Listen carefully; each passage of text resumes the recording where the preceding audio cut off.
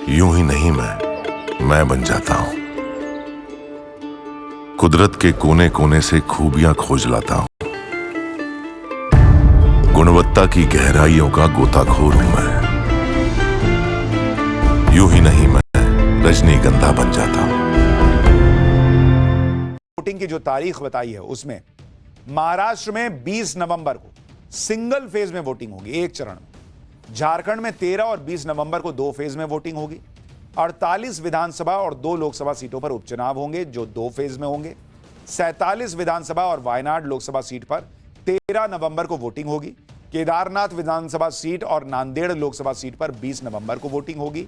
कुल मिलाकर देश के 15 राज्यों की 417 विधानसभा सीटों पर वोटिंग होगी। सभी चुनावों के नतीजे 23 नवंबर को आएंगे। चुनाव की तारीखों के ऐलान के बाद यूपी उपचुनावों में बड़ा ट्विस्ट आ गया है, उसके बारे में आपको आगे बताऊं। लेकिन सबसे पहले महाराष्ट्र की बात करते हैं, क्योंकि महाराष्ट्र के विधानसभा चुनाव बहुत दिलचस्प होने वाले हैं, जिसका इंतजार बेसब्री से हो रहा है।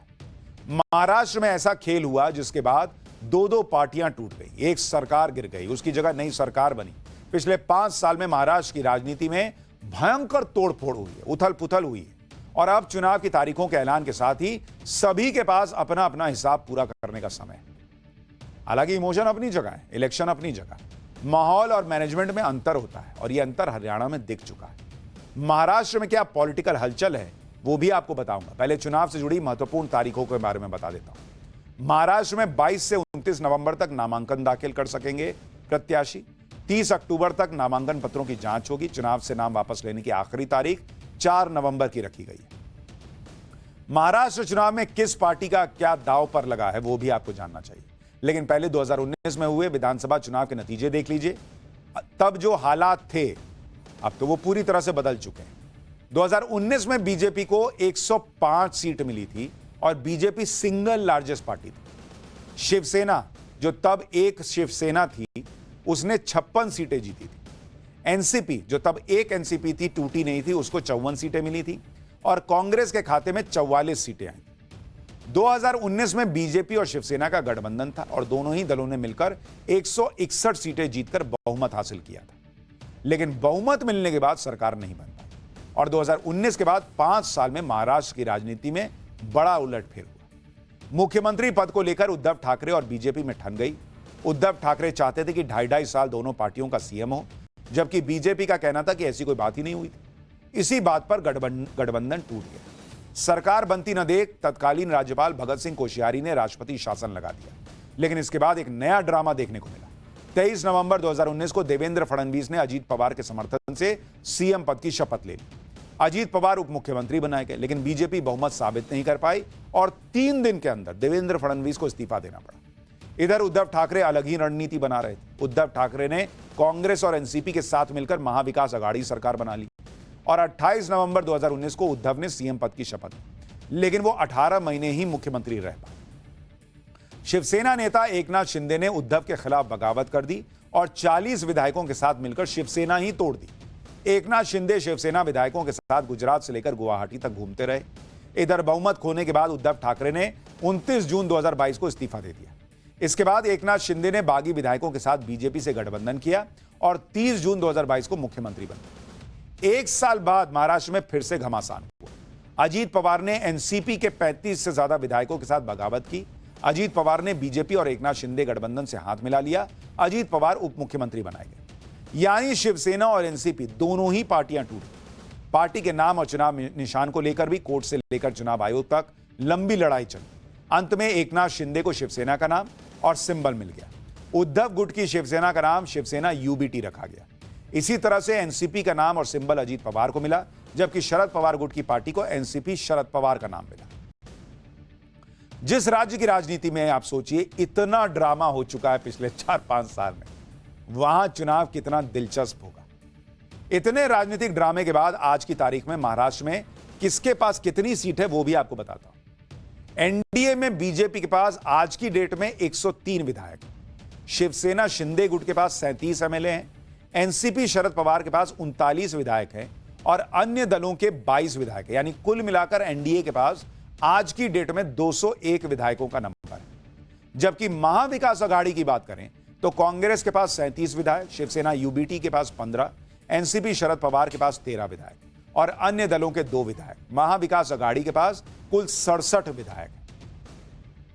चुनौतियां सभी दलों के सामने। हाल ही में हुए लोकसभा चुनाव में महाराष्ट्र में मतदाताओं ने गजब फैसला सुनाया, जिससे बीजेपी की टेंशन बढ़ गई। अब 2024 के लोकसभा चुनाव में बीजेपी को 9 सीट मिली, उसे 14 सीट का नुकसान।